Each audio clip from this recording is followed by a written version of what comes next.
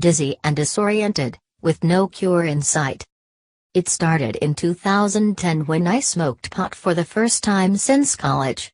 It was cheap, gristly weed I'd had in my freezer for nearly 6 years, but 4 hours after taking one hit I was still so dizzy I couldn't stand up without holding on to the furniture.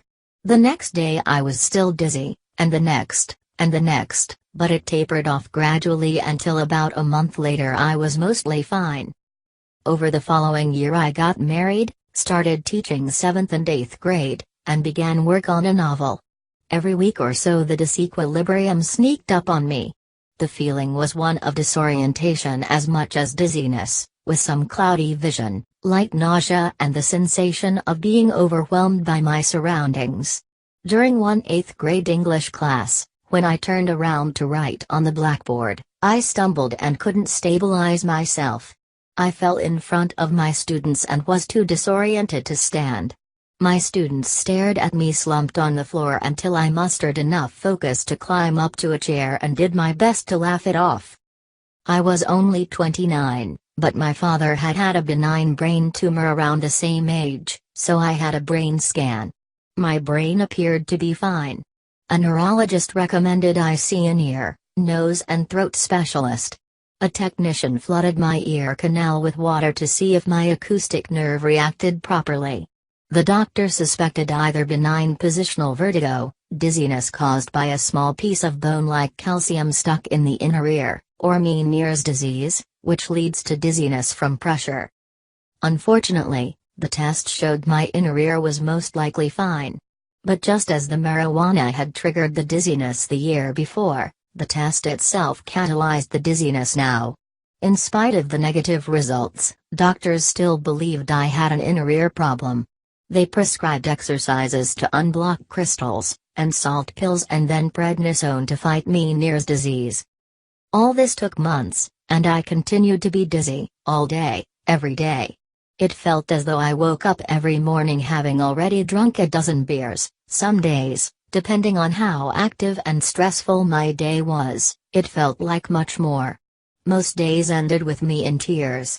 Teaching was nearly impossible. I was unable to write because of blurry vision, and my wife became a caretaker more than a partner. I became addicted to message boards for dizziness, vertigo, benign positional vertigo and Meniere's disease. Anonymous posters described how their medications didn't work and their doctors couldn't cure them. They couldn't keep their jobs, their friends didn't understand them, and their spouses left or tried to be supportive, but eventually both suffered.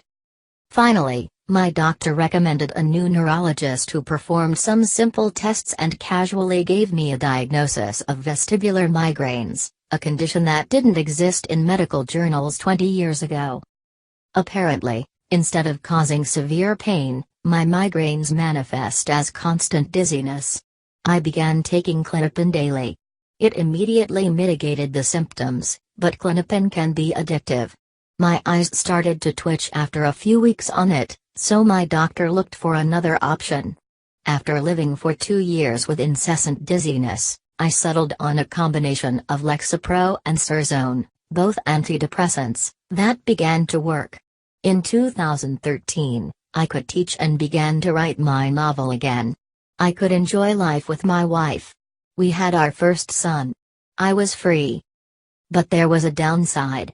A known side effect of the treatment is nightmares. Night after night, I woke up from a tortured dream during which I fought someone off from attacking my wife and baby, or suffered the devastation of them leaving me. I couldn't sleep for more than a few hours at a time, and still can't, and neither could my family. Still, compared to the dizziness, it was a trade worth making. I was tired but still able to finish and sell my novel and to teach, and we had our second son. After nearly 3 years of being symptom-free, I became greedy.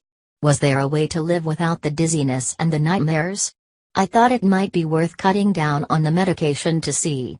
In January, I went to half the amount of medication, and I was fine. So I went to a quarter of the amount, and I was fine. So I went off it entirely.